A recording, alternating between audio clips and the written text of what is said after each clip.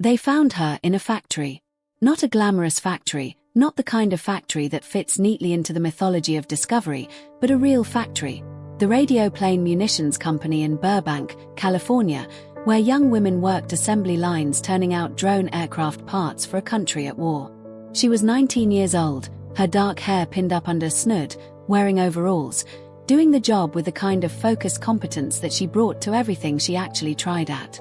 She was not daydreaming of stardom. She was working. The Army photographer David Conover was there to shoot a morale piece. Women working for the war effort, pretty girls in overalls, the kind of cheerful, wholesome imagery that the home front needed in 1945. He pointed his camera at her and saw, with the trained eye of someone who has looked through many lenses, something that the factory and the overalls and the snood were entirely failing to conceal. Something that the camera would not just record but amplify. Something that, in the language of his profession, was extraordinary. He asked her to pose. She said yes. The photographs he took that day circulated among his colleagues and eventually reached the Blue Book modeling agency and a woman named Emmeline Snively, who had spent her career identifying young women who had the particular quality the camera rewarded. She saw the photographs and called the agency. The agency called Norma Jean Doherty.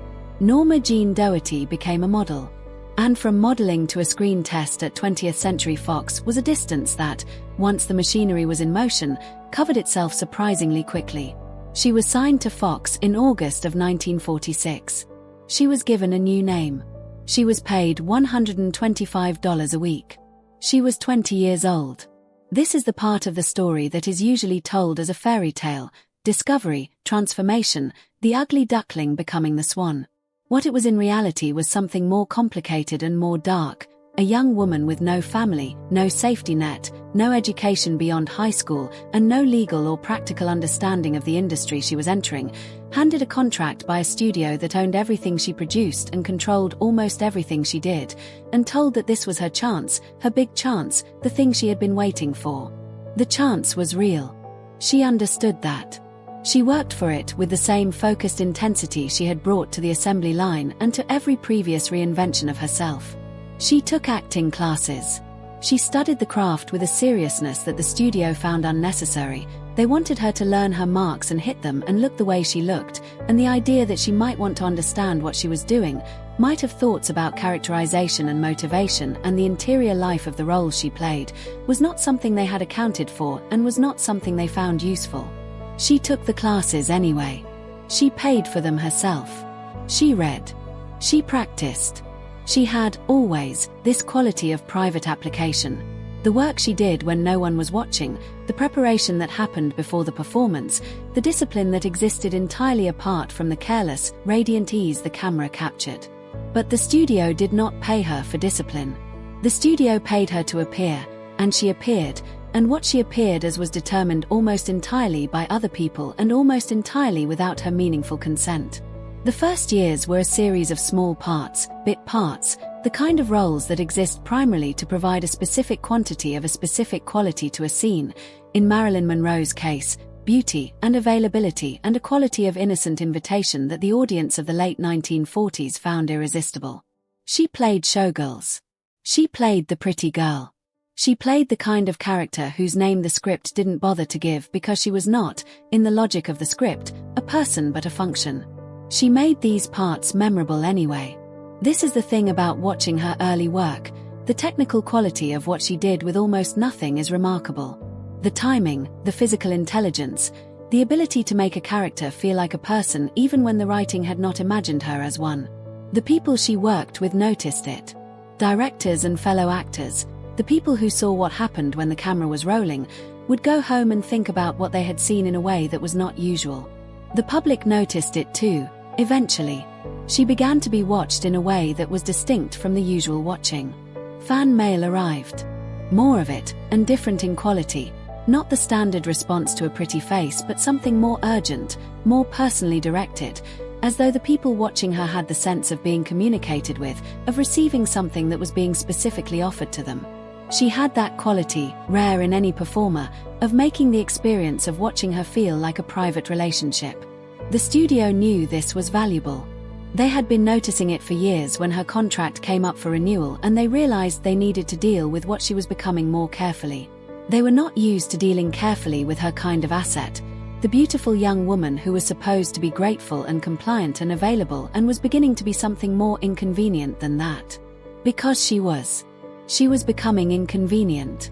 She was asking questions about her salary, which was still $125 a week while the films she made were grossing millions. She was asking questions about her roles, about the characters she was being asked to play, about whether there might be more to her career than a series of variations on the same function. She was asking questions about the creative decisions that were being made with and about her without any consultation with her at all. The studio's response to these questions was the same response that studios of that era routinely deployed against women who became inconvenient. They smiled, they reassured, they made promises that were never intended to be kept, and they tightened the actual controls while appearing to relax them. She was loaned out to other studios, a common practice, and a profitable one for Fox, who collected fees considerably larger than what they were paying her. She appeared in movies at Columbia, at RKO, at MGM. Everywhere she went she worked hard, was professional, impressed the people she worked with, and learned. She was building something, a body of work, a set of skills, a developing sense of who she was as a performer, that the studio was simultaneously benefiting from and dismissing. The turning point is usually located around 1953, with Gentlemen Prefer Blondes and How to Marry a Millionaire in the same year. Two films in which she was the unambiguous center, in which whatever the movie was organized around her presence, and in which that presence was so fully and obviously the reason people were in the seats that the studio could no longer pretend, even to itself, that she was a supporting element of anything. She was the thing. She was the reason. She was what people were coming for. And she was still being paid $125 a week. When this became too absurd to maintain, the studio offered her a new contract. More money. More prominence, and a set of controls so extensive, so encompassing of her professional and personal life, that the contract could reasonably be described as a form of ownership. They chose her roles. They chose her directors. They approved her wardrobe, her hair, her makeup, the management of her public image. They had options on her time that required her availability at their discretion. They had morality clauses that gave them the power to terminate the contract if her private life became publicly inconvenient, where inconvenient was defined entirely by them. She signed it. What choice did she have? She had no savings, no other offers that didn't go through Fox, no legal understanding of what she was signing, and the lesson of her entire life was that the choice was between this and nothing was unacceptable. She fought back, in the ways available to her. She formed her own production company, Marilyn Monroe Productions, founded in 1955, a move so unexpected and so threatening to the studio system that the industry trade papers treated it as a story. An actress, forming her own production company. An actress, claiming the right to produce her own films, to have creative control, to choose her projects. It was not unprecedented, a small number of actors had done it, but for a woman in Hollywood in 1955, it was extraordinary. It was an act of will so determined and so clearly driven by a deep understanding of exactly what the system had been doing to her that it made powerful people genuinely uncomfortable. The company was real, and it produced real films, including Bus Stop and Some Like It Hot and The Prince and the Showgirl. But the company did not, ultimately, free her. The studio system was too entrenched, the power imbalances too fundamental, and she was fighting not just Fox but the entire structure of an industry that had been organized, since its inception, around the principle that women with her kind of value were assets to be managed rather than artists to be respected. She went to New York to study at the Actors Studio. This decision is still treated, in some accounts, as evidence of delusion. The beautiful girl who wanted to be taken seriously, the sad comedy of Marilyn Monroe trying to be a real actress. But this framing requires ignoring what actually happened when she studied with Lee Strasberg, what her work was like, what she achieved. Other serious actors who studied alongside her spoke of her talent with a specificity that is difficult to dismiss. She was real. The work was real.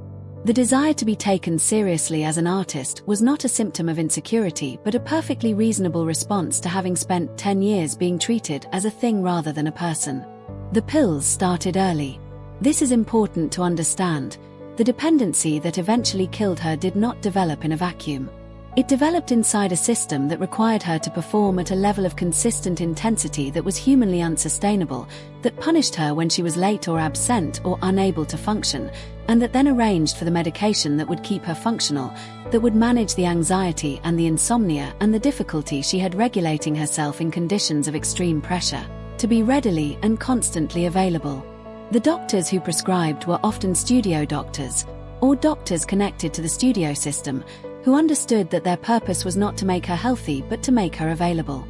There is a terrible irony in this, that the system which required her to be always on, always performing, always giving, was also the system that provided the means by which she attempted to meet those requirements, and that those means were slowly destroying her, and that the destruction was the system's problem only insofar as it threatened to make her unavailable. She knew this. In her more lucid periods, she understood exactly what was happening to her and why and who benefited from it. She understood that the vulnerability the public found endearing, the lateness, the difficulty, the transparent need for reassurance, was partly a genuine feature of her psychology and partly a product of what had been done to her, of years of being managed and medicated and kept just functional enough to be useful. She tried to get out of it. The New York period, the production company, the actor's studio, the marriage to Arthur Miller who represented, among other things, a world outside Hollywood and outside the machinery, these were all attempts to find a life that was not entirely organized around other people's profit and other people's control. They were partially successful and ultimately insufficient, not because she failed but because the forces she was fighting were simply too large, too entrenched, too thoroughly organized around the principle that she was a resource to be used. The firing from Something's Got to Give in 1962 is the last chapter of this story and perhaps the clearest illustration of how thoroughly the system had failed her. She was unwell, genuinely, seriously unwell, struggling with the dependency, with the anxiety, with the depression that had been her companion since childhood and was now amplified by everything the years of pressure had added to it. She was late to the set. She was absent from the set. She was, by the measurements the studio applied, unreliable. What the studio did not account for, what the system had never been designed to account for, was that the unreliability was a symptom and not a cause. That behind the lateness and the absences was a person who had been given, over more than 15 years, almost no support, almost no care, and almost no recognition of the fact that the machine they had built their profits around was also a human being with a human being's limits. They fired her. And then, almost immediately, they began negotiations to rehire her, because the film without her was nothing, because whatever she had cost them in production delays she was worth in box office returns, because the machine worked only if she was in it. She was dead before the negotiations were completed. Hollywood mourned her extravagantly. The studios published statements. The stars who had not always been kind to her were quoted in their grief. The system that had used her for 16 years and given her in return fame and money and dependency and surveillance and not one moment of genuine safety or care, that system expressed its loss in the grand, practiced manner of people who have been doing public relations for a very long time. She is still, 60 years later, one of the most commercially exploited images in the world. Her face is on posters, products, coffee cups, t-shirts. Her image generates revenue that she never receives, and that does not go to any cause she would have cared about. The studio system that managed and damaged her is not quite the same, but the principles that governed it, that beautiful women are assets to be used, that vulnerability is a management problem rather than a human reality, that the person behind the face is less important than the face itself, those principles are not gone. She is still making people rich. She never stopped. The girl from the munitions factory in Burbank, the one who hit her marks and did her job and was told that she had been discovered, as though discovery was something that happened to you rather than something you worked for, she worked for everything she got. And everything she got, ultimately, was taken. That is what Hollywood did to Marilyn Monroe. Not in one dramatic act but in 1,000 ordinary ones. Not with malice necessarily but with the steady, structural indifference of a system that had never imagined she was a person. She was a person. She was always a person. That is the thing Hollywood most consistently forgot, and that we are, 60 years on, still insisting on remembering. She understood the machinery. By the end of her career she understood it with a thoroughness that frightened the people who ran it. Because someone who understands a machine completely is someone who cannot be managed by it in the old ways. She had mapped every gear and every lever. She knew who benefited from her vulnerability, who needed her to stay confused and dependent and grateful. She knew the names and the deals and the arrangements. She kept notes. The notes are mostly gone. The phone calls are gone. The meetings that happened in offices and on sets and in the back corridors of the studio lot where the real decisions were made, those meetings left no record that has survived or been released. We have the films, which are extraordinary. We have the photographs, which are extraordinary. We have the reports and the depositions and the second-hand accounts, all filtered through the interests of people who had reasons to manage the story. What we do not have is her account. Her full, unguarded, furious, grief-stricken, clear-eyed account of what it was like to be Marilyn Monroe inside the machine that made her and consumed her. What it cost, day by day, year by year. What she knew and what she thought about what she knew and what she had finally decided to do about it. We do not have it because it was taken, or destroyed, or is still buried in a file that will not be opened in our lifetimes. All we have is the image. The extraordinary, everywhere image of a woman the world decided was only a surface. She was not only a surface. She was never only a surface. That is the one thing we can still, usefully, insist on. The machine that made Marilyn Monroe also destroyed her. The machine is still running. The lesson has not been learned. But she, the person, not the image, not the icon, not the symbol. She is still here in the films, in the work, in the careful extraordinary attention she gave to every scene she was ever in. She was real. She worked. She fought. She was magnificent. And she deserved so much better than what she got. The studio archives contain thousands of memos about Marilyn Monroe. Memos about her tardiness, her absences, her demands, her behavior on set. Very few of those memos contain the word talent. Very few of them contain the word suffering, or the word afraid, or the word struggling, or any word that acknowledges that the subject of the memo was a person enduring something, not simply an asset performing below expectations. There is one memo, written by a Fox executive in 1960, that has been quoted by several researchers. It is about scheduling, primarily, about the challenge of building a production calendar around a star who was not consistently available. But it contains, in its third paragraph, a sentence that has stayed with everyone who has read it. The executive writes of Marilyn Monroe, "She is simultaneously the most valuable thing we have and the most difficult thing we have, and I am not certain we have found a way to hold both of those things in mind at the same time." He had not. They never did. The system never did. Value and difficulty, the asset and the person. The industry treated them as opposites, as contradictions to be resolved, when in fact they were the same thing. Her value was inseparable from who she was. The difficulty was inseparable from what they had done to her. You could not have the one without the other, and the attempt to maximize the one while eliminating the other is what destroyed both. She deserved better. She knew she deserved better. In the end, she decided to say so. That is the whole story, or as much of it as we are yet able to tell. A girl from a factory floor. A system that found her and used her and broke her. A woman who understood, too late but not too late, what had happened, and decided that understanding was not enough. She was going to speak. They made sure she didn't. We are still here, still listening, for whatever of her voice remains.